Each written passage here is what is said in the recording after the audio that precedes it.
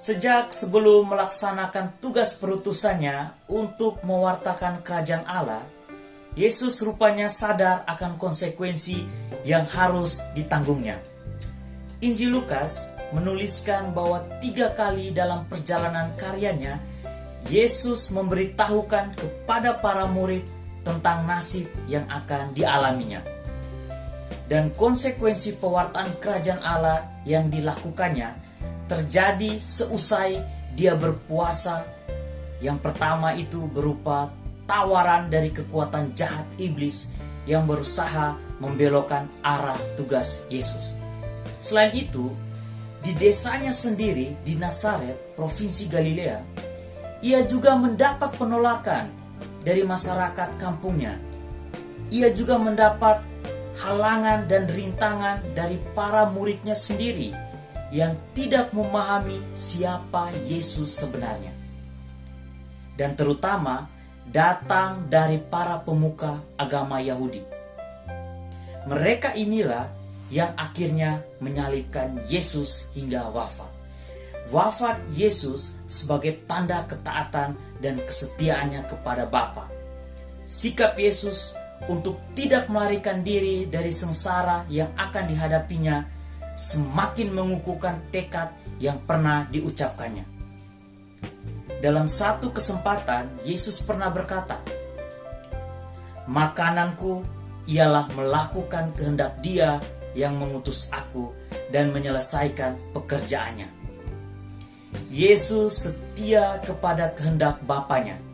Ia taat sampai mati. Yesus menebus ketidaktaatan manusia kepada Allah melalui ketaatannya. Jadi sama seperti ketidaktaatan satu orang, semua orang telah menjadi orang berdosa. Demikian pula oleh ketaatan satu orang, semua orang menjadi orang-orang yang benar.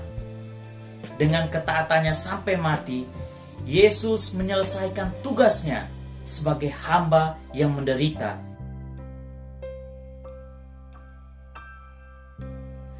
Wafat Yesus untuk orang-orang Yahudi adalah suatu batu sandungan.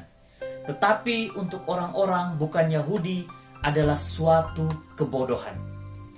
Tetapi menurut Paulus, bagi orang-orang yang percaya akan Allah, peristiwa Yesus disalibkan mempunyai arti baru. Untuk mereka yang dipanggil, baik orang Yahudi maupun orang yang bukan Yahudi, Kristus adalah kekuatan Allah dan hikmat Allah. Sebab yang bodoh dari Allah lebih besar hikmatnya daripada manusia. Dalam diri Yesus yang wafat disalibkan itu, Allah berkarya. Dan dalam peristiwa salib, kita dapat mengenal penyertaan Allah dalam hidup manusia. Allah yang berbelas kasih tidak pernah meninggalkan manusia, sekalipun manusia mengalami kesengsaraan dan penderitaan. Allah tetap menjadi Allah yang selalu beserta kita. Kesengsaraan dan wafat Yesus menjadi tanda agung kehadiran kerajaan Allah, karena memberi kesaksian tentang Allah yang sebenarnya, yakni Allah yang Maha Kasih. Melalui diri Yesus, Allah menunjukkan solidaritasnya kepada manusia. Ia senasib dengan manusia sampai kepada kematian. Bahkan kematian yang paling hina, tidak ada wujud solidaritas yang lebih hebat daripada kematian Yesus. Yesus rela mati disalib di antara 2 penjahat. Ia telah menjadi manusia sama dengan kaum tersisih dan terbuang.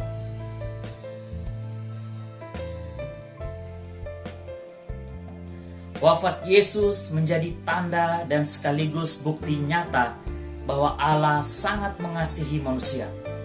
Karena begitu besar kasih Allah akan manusia ini, sehingga Ia telah mengaruniakan anaknya yang tunggal, supaya setiap orang yang percaya kepadanya tidak binasa, melainkan beroleh hidup yang kekal.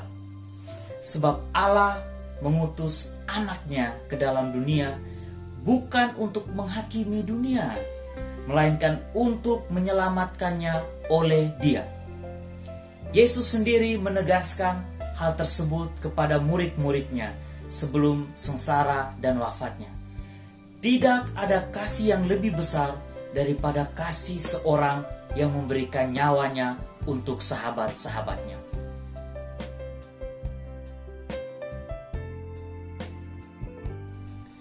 Wafat Yesus di salib bukan kejadian yang serba kebetulan, tetapi merupakan bagian dari misteri penyelamatan Allah bagi semua manusia yang sudah direncanakan sejak awal mula dan yang telah dinubuatkan Nabi Yesaya dalam Perjanjian Lama.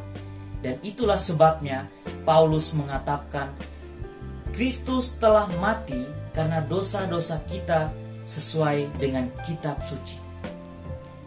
Yesus bersedia wafat di salib untuk mempersatukan kembali manusia yang berdosa dengan Allah. Hal ini ditegaskan oleh Petrus dalam suratnya yang pertama, sebab kamu tahu bahwa kamu telah ditebus dari cara hidupmu yang sia-sia, yang kamu warisi dari nenek moyangmu itu, bukan dengan barang yang fana, bukan pula dengan perak dan emas, melainkan dengan darah yang mahal, yaitu darah Kristus yang sama seperti darah anak domba yang tak bernoda dan yang tak bercacat. Santo Paulus berkata, dialah yang tidak mengenal dosa telah dibuatnya menjadi dosa karena kita, supaya dalam dia kita dibenarkan oleh Allah.